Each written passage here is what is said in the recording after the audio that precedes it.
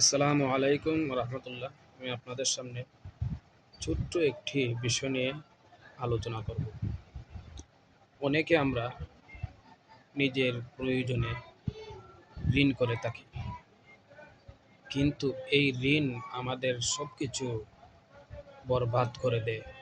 খানি, ঘুম এগুলা নষ্ট করে দেয়, নিজের শরীরের স্বাস্থ্য নষ্ট করে দেয়। কিন্তু এই ঋণ থেকে মুক্তি পাবার জন্য আল্লাহর হাবিব মুহাম্মদ মুস্তফা সাল্লাল্লাহু আলাইহি সাল্লাম আমাদেরকে একখানা দোয়া শিক্ষা দিয়েছেন। দোয়াটি খুব ছোট। এই দোয়াটা যদি আমরা সব সময় পড়ি, আমল করি, তাহলে অবশ্যই আল্লাহ রাব্বুল আলামিন আমাদেরকে ঋণ মুক্ত জীবন দান করবেন। দোয়াটি হলো আল্লাহুম্মা কফিনি বিহালালিকা আন হারামিক ওয়া আগনিনি বিফাদলিকা আম্মান সিওয়াক। অর্থ,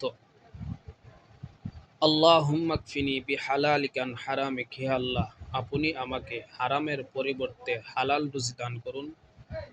ওয়া আগনিনি বিফাদলিকা আম্মান সিওয়াক, আপনি ছাড়া অন্য কারো মুখাপেক্ষী করিয়েন না এবং আমাদেরকে সচ্ছলতা দান করুন।